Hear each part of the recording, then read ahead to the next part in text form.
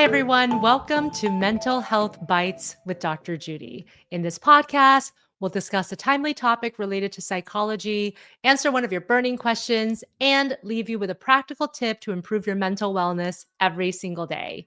Let's dive right in to the timely topic of the day.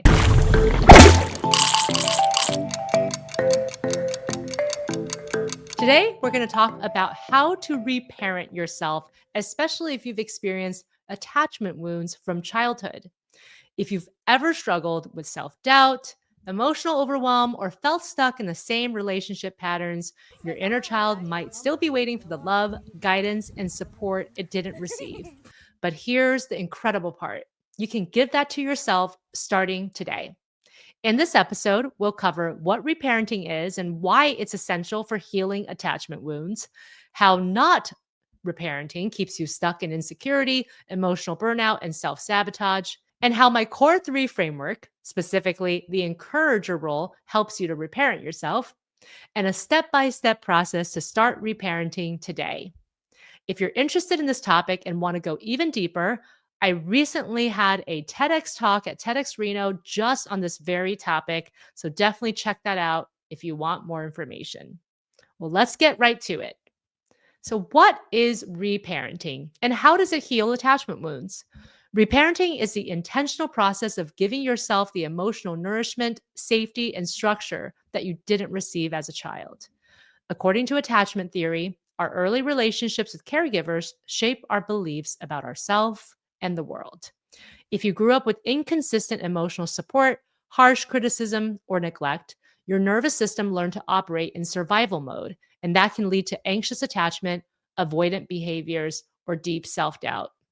The good news is that neuroplasticity, which is your brain's ability to change, means that you're not stuck. Studies show that actively practicing self-compassion and emotional regulation, which are core aspects of reparenting, can reduce anxiety and depression symptoms by up to 40% over time, according to an article in Frontiers in Psychology published in 2021. Even some of the most successful people had to reparent themselves to break old patterns. For example, Demi Lovato, who has been very honest about her mental health struggles, she's talked about her struggles with addiction and self-worth that stem from childhood experiences. She reparented herself by embracing the positive catalyst role. She surrounded herself with mentors and therapists who encourage self-belief and personal growth. Oprah Winfrey has shared that she grew up in extreme poverty with an unstable home life. She's openly talked about how she had to become her own grounded empath. That's one of the subtypes of an encourager in my core 3 model. She's had to learn to nurture herself emotionally when no one else did. She also practices radical self-compassion on a regular basis and has said, "I'm my own best friend. The highest honor on earth is to be yourself and give yourself love." So, what happens if you don't reparent? If you never take steps to reparent yourself, you might notice self-sabotage. You set goals but struggle to follow through because a part of you fears failure. You might notice toxic relationship patterns, perhaps chasing unavailable people or even pushing people away that really care about you. You might also notice chronic self-criticism, that inner voice that's always telling you you're not enough. In my core 3 framework, I talk about 3 key types of people you need in your life: mentors who will guide and teach you, challengers who push you toward growth, and encouragers who provide emotional support and belief in you. When it comes to healing attachment wounds and reparenting yourself, the encourager is the most vital role. This is a person or internal voice that tells you, "I see you, I believe in you, you are worthy just as you are." There are 3 types of encouragers, and depending on what you need, you might gravitate toward one type more than another. The first is the grounded empath. These types of encouragers provide deep emotional support, listen without judgment, and create a safe space for you to process emotions. There's also the positive catalyst. These individuals inspire you, help you believe in yourself, and motivate you to take action when you're feeling stuck. And finally, there's the nurturing anchor. They remind you that you're loved just as you are without needing to achieve or prove anything. While it's amazing to have at least one person in your life who can fulfill one of these roles of the encourager, reparenting also means becoming your own best encourager. Because at the end of the day, the person who will be with you through every moment of your life is you. Up next, we'll answer a listener question about attachment insecurity and self validation. And then I'll walk you through how to reparent yourself with a few simple steps. Our listener question today comes from Kayla in Minnesota. And Kayla asks, Hey, Dr. Judy, I know that I have an anxious attachment style. I constantly seek reassurance in relationships, and it feels like no amount of validation is enough. How do I start feeling secure without depending on others so much? Kayla, what a common struggle. What's happening here is that your inner child is looking for safety externally rather than internally. And this is especially true of people with the anxious attached style. A great tool to start building inner safety is the inner child reassurance practice. When you feel the urge to seek reassurance from someone, take a pause and a deep breath. Next, close your eyes and picture your younger self standing in front of you.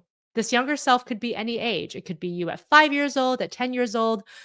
Whatever the case, it may be that version of your child you that needs the most encouragement and support. Then say to yourself, I see you. I hear you. I'll always be here for you. You are worthy just as you are.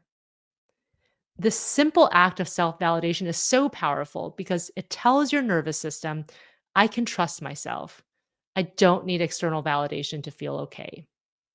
So please try that out, Kayla. The next time you look for external reassurance, try to reassure yourself from your adult self to your inner child self, and let me know if that helps. Let's move right to the practical tip of the day. Today, I want to give you the 5-step reparenting plan. This really works if you put your mind to it, and it's an easy ritual to start establishing today. This is a huge game changer. If you want to heal attachment wounds and become your own best caregiver, here's how you do it. Step 1, identify your unmet needs. Think about what was missing in your childhood. Was it emotional validation, guidance, safety? Write it down. Awareness is the first step to change. Step 2, develop your inner encourager. Every time your inner critic shows up, counter it with your inner encourager. As I mentioned, there are 3 subtypes of the encourager. And depending on what you need most in that situation, think about how you might apply the role of each of these subtypes. The grounded empath is really helpful in helping you develop self-compassion. So when you make a mistake, instead of self-criticism, ask, would I say this to a child or a friend that I love? Replace thoughts like I'm failing with I'm learning and I'm proud of myself for trying. The positive catalyst can really help you to take small, brave actions. So choose one small thing that helps you to feel capable when you have self doubt. For example, if you struggle with self worth, look in the mirror and just point out one kind thing about yourself. The nurturing anchor is really great when you want to build rituals for emotional safety. So if this is what you need most in the moment, create a self nurturing activity. This could be brief journaling, a short meditation, or even a self hug. Step 3 of your reparenting plan is to set safe boundaries. If you grew up in an environment where boundaries weren't respected, you might struggle with saying no. Practice small boundary setting exercises like declining something minor and then work your way up.